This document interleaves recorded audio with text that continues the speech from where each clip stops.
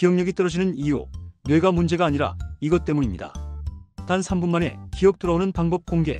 놀랍게도 한국인 10명 중 8명이 기억력 감퇴로 고통받고 있지만 90%의 사람들이 진짜 원인을 모르고 있습니다. 방금 전에 무엇을 하려고 했는지 기억이 안 나고 열쇠를 어디에 두었는지 찾아 헤매며 중요한 약속을 깜빡하는 일이 반복되고 있다면 이 영상을 끝까지 보시기 바랍니다. 안녕하세요. 엄빠 건강 이야기입니다. 저 역시 40대 중반 무렵부터 기억력이 급격히 떨어지는 것을 느꼈습니다. 병원에서 검사를 받아봐도 뇌에는 이상이 없다고 하더라고요. 혹시 치매 초기 증상은 아닌지 걱정이 앞섰습니다.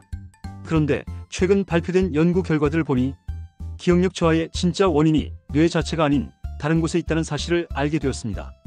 엄빠 건강 이야기 채널을 구독하고 알림 설정까지 해두시면 건강한 삶을 위한 정보를 놓치지 않을 수 있습니다. 실제로 제가 겪었던 증상들을 말씀드리면 회의 중에 방금 들었던 내용을 기억하지 못해 다시 물어보는 일이 잦았고, 장을 보러 가서도 사려던 물건을 절반 이상 깜빡하고 오는 경우가 많았습니다. 심지어 가족과의 대화 내용도 금세 잊어버려서 같은 질문을 반복하기도 했죠. 처음에는 단순한 건망증이라고 생각했는데 점점 일상생활에 지장을 줄 정도로 심해졌습니다. 병원에서 뇌 검사를 받았을 때 의사 선생님은 뇌 구조나 기능에는 전혀 문제가 없다고 하셨습니다. 그럼에도 불구하고 기억력은 계속 떨어지고 있었죠. 그때까지만 해도 나이가 들면서 자연스럽게 나타나는 현상이라고 체념하고 있었습니다. 하지만 최근 서울대학교병원과 여러 해외 연구기관에서 발표한 놀라운 연구 결과들을 접하게 되면서 생각이 완전히 바뀌었습니다. 기억력 감퇴를 보이는 대표적인 질환이 치매나 경도인지장애가 아닌 갑상선 기능 저하증, 노인성 우울증, 수면무호흡증과 같은 다른 원인에 있다는 것이었습니다. 더욱 충격적인 것은 2025년 현재 기준으로 우리나라 성인의 70% 이상이 만성 스트레스에 시달리고 있고, 이로 인해 분비되는 코르티솔이라는 호르몬이 기억력을 직접적으로 파괴한다는 사실이었습니다. 스트레스 호르몬인 코르티솔이 뇌에서 단기 기억의 중추를 담당하는 해마를 손상시키고 위축시켜 학습과 기억에 치명적인 영향을 미친다는 연구 결과가 나온 것입니다. 그런데 정말 놀라운 점은 이 모든 문제가 약이나 수술 없이도 일상에서 쉽게 구할 수 있는 방법으로 해결될 수 있다는 것입니다.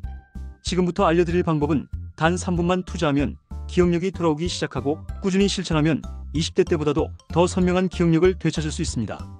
먼저 기억력 저하로 고통받는 분들이 얼마나 많은지 살펴보겠습니다. 건강보험심사평가원 자료에 따르면 2024년 기준으로 기억력 저하나 인지기능 저하로 병원을 찾은 환자 수가 전년 대비 35% 증가했습니다. 특히 40대와 50대 환자가 가장 많이 늘어났는데, 이는 코로나19 팬데믹 이후 스트레스 증가와 생활 패턴 변화가 주요 원인으로 분석되고 있습니다. 흥미로운 점은 이들 중 80% 이상이 뇌 검사에서는 정상 소견을 보였다는 것입니다. 즉, 뇌 자체에는 문제가 없는데도 기억력이 떨어지는 경우가 대부분이라는 뜻이죠. 그렇다면 정말 원인이 무엇일까요? 갑상선 기능 저하증이 기억력 저하를 유발할 수 있습니다. 갑상선 호르몬의 양이 필요량보다 부족해 체내 에너지 대사가 저하된 상태에서 집중력이 떨어지면서 단기 기억이 장기 기억으로 잘 저장되지 않는 현상이 일어납니다. 캐나다 토론토 대학교 연구에 따르면 갑상선 기능 저하증은 뇌 기능에도 영향을 미쳐 단기 기억력 저하를 일으킨다고 밝혀졌습니다. 두 번째 원인은 노인성 우울증입니다. 65세 이상에서 기억력이 감소하거나 건망증이 심해지면 치매를 의심하는 경우가 많지만 치매가 아닌 노인성 우울증에 의한 증상일 수 있습니다. 특히 혈관성 우울증은 기억과 관련된 전두엽 기능 부위의 모세혈관이 좁아지면서 기억력 감퇴가 나타납니다. 세 번째로 중요한 원인이 바로 수면무호흡증입니다. 수면무호흡증을 앓으면 깊이 잠들지 못하고 자다가 깨는 경우가 잦아 자는 동안 뇌에서 이루어지는 정보 정리 및 기억 저장에 차질이 생깁니다. 또한 체내 산소 농도가 떨어져 뇌세포가 손상될 수 있어 기억력 저하가 생기기도 합니다. 미국 캘리포니아 대학 연구에서는 치매가 없는 노년 여성 298명을 수면무호흡증 여부에 따라 두 그룹으로 나눠 2년간 조사한 결과 수면무호흡증 그룹의 44.8%에서 2년 후 기억력 감퇴를 동반한 경도인지장애나 치매가 나타났다고 보고했습니다. 하지만 이 모든 원인들 중에서도 가장 근본적이고 광범위한 영향을 미치는 것이 바로 만성 스트레스와 그로 인한 코르티솔 과다 분비입니다. 현대사회를 살아가는 우리 모두가 피할 수 없는 문제이기도 하죠. 코르티솔은 우리 몸에서 자연스럽게 분비되는 호르몬으로 적정량이 분비될 때는 오히려 도움이 됩니다. 코르티솔은 스트레스에 대한 방어 기전으로 심폐활동을 증진해 더 민첩하고 빠르게 행동할 수 있게 하고, 혈당을 상승시켜 더 명확하게 판단할 수 있도록 돕습니다. 문제는 스트레스가 만성화되었을 때입니다. 만성적인 높은 코르티솔의 분비는 해마의 뉴런들을 손상시키고 해마를 위축시켜 학습과 기억에 치명적인 영향을 미치게 됩니다. 해마는 우리 뇌에서 새로운 기억을 형성하고 단기 기억을 장기 기억으로 전환하는 핵심 역할을 담당하는 부위입니다. 아이오와 대학교 심리학과 연구팀이 진행한 동물 실험에서는 스트레스 호르몬인 코르티솔이 기억력을 감소시킨다는 사실을 증명했습니다. 늙은 쥐의 경우 58%만이 제 시간에 미로에서 빠져나왔고, 뇌를 해부한 결과 단기 기억력과 관련 있는 전전두엽의 신경세포 연결 중 20%가 망가져 있었습니다. 그렇다면 우리 일상에서 코르티솔 수치를 높이는 주요 원인들은 무엇일까요? 첫 번째, 수면 부족입니다. 수면이 부족하면 우울증이 생길 수 있고, 실제로 불면증 환자의 절반 이상이 우울증과 불안장애를 호소합니다. 또한 잠이 조금만 부족해도 뇌가 적절하게 작동하지 않으며, 며칠 동안 잠을 적게 자면 언어를 처리하는 뇌의 측두엽이 적절하게 작동하지 않게 됩니다. 두 번째, 불규칙한 식습관과 과도한 당분 섭취입니다. 당분이 많이 든 음식은 당뇨병부터 심장질환까지 여러 질병의 원인이 되며, 액상과당은 뇌에 심각한 영향을 미쳐 기억력을 훨씬 떨어뜨립니다. 세 번째, 운동 부족입니다. 중간 강도의 유산소 운동은 새로운 신경세포를 생기게 하여 기억력을 증강시키며, 정기적으로 활발하게 걷는 운동이나 근력 운동을 하는 여성은 언어와 공간 기억력이 좋은 것으로 나타났습니다. 네 번째, 멀티태스킹과 집중력 부족입니다. 멀티태스킹은 일반적으로 사람을 훨씬 더 산만하게 만들며 이를 효율적으로 마무리하지 못하게 합니다. 이러한 요인들이 복합적으로 작용하면서 우리 몸의 코르티솔 수치가 만성적으로 높아지고 결국 기억력 저하로 이어지는 것입니다. 하지만 여기서 희망적인 소식이 있습니다. 다행히 해마는 회복 능력이 뛰어나 스트레스를 받았을 때 적절한 휴식으로 스트레스를 잘 관리하면 다시 세포들이 늘어납니다. 즉, 손상된 기억력도 올바른 방법을 통해 충분히 회복이 가능하다는 뜻입니다. 실제로 저 자신도 이런 원리를 알게 된 후 생활 습관을 바꾸기 시작했습니다.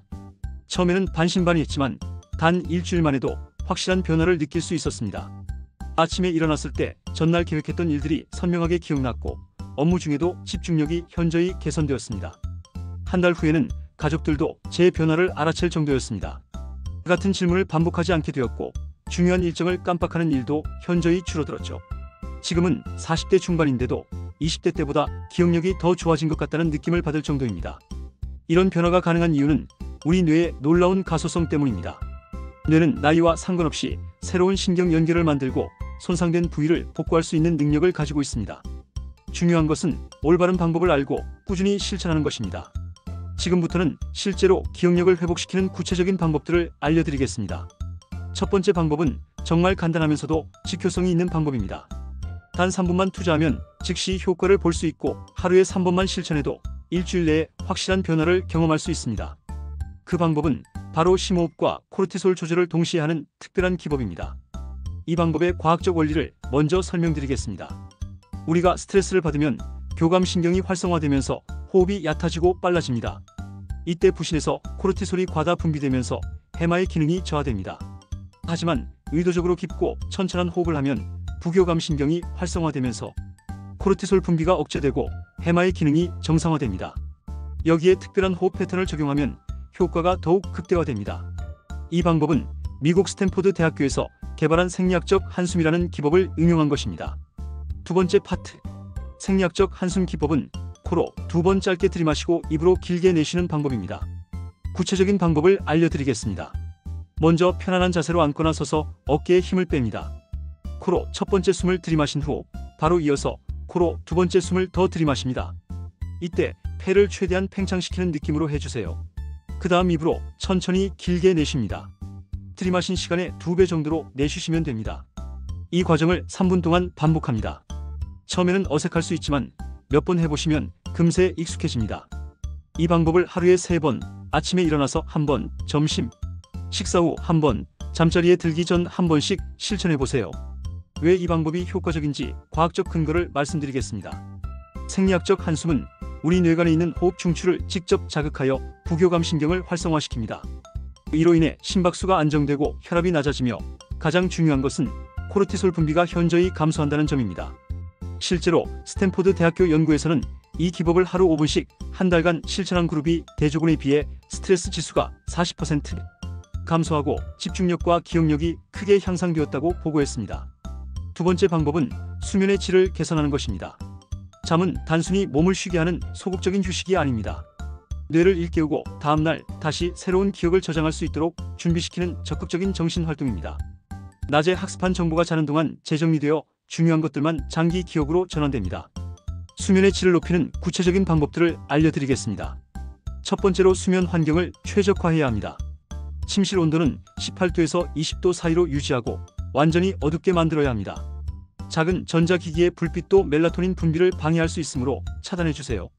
두 번째로 잠자리에 들기 2시간 전부터는 전자기기 사용을 중단해야 합니다.